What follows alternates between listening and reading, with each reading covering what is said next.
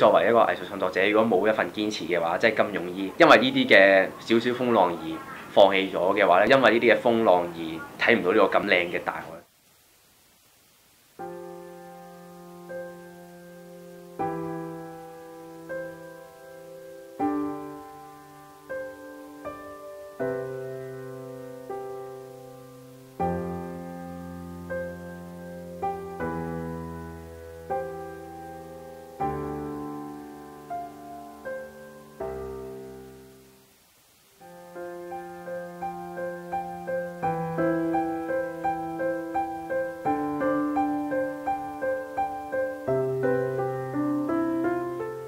我之所以可以繼續畫畫，或者係畫畫呢方面可能話有少少嘅成就呢，其實都係因為身邊嘅人嘅一啲嘅幫助啊，或者支持啊、鼓勵，先至會有而家咁樣嘅成績啊，或者而家咁樣嘅畫畫嘅生活啦。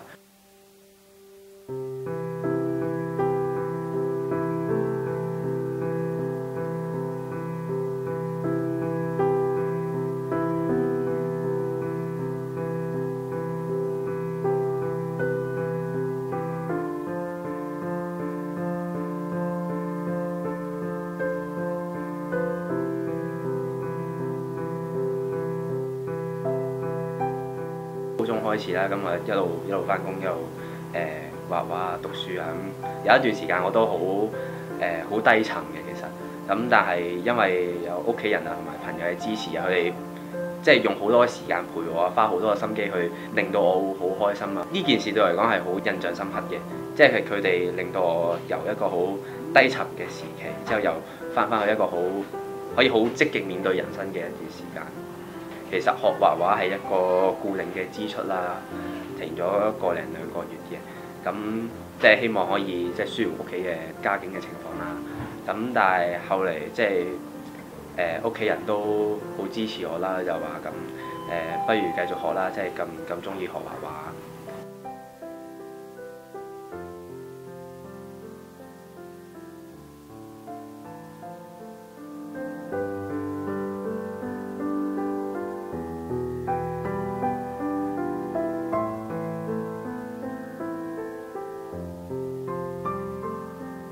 之前佢要翻工啦，騰唔到啲時間出嚟就陪下啲朋友慶祝下生日啊！一定會有啲朋友唔開心㗎。做朋友嘅角色就只可以話唯有體諒下佢啦。聚唔到1-2次，我哋總有機會一定聚到㗎嘛。佢身邊就有好多人會支持佢同埋體諒佢嘅，例如就係我哋呢啲朋友啦，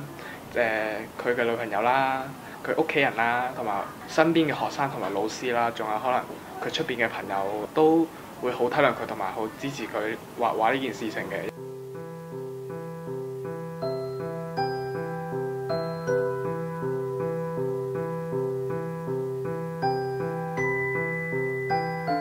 其實畫畫係一個好需要時間嘅嘢啦，因為咁樣而放棄咗一啲嘅休息或者讀書嘅時間啦，身體越嚟越差，呢個都係事實嚟嘅，成績越嚟越差都係。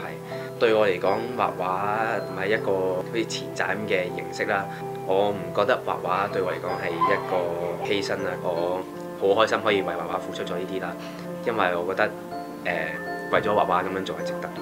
因為我好珍惜畫畫呢啲嘢。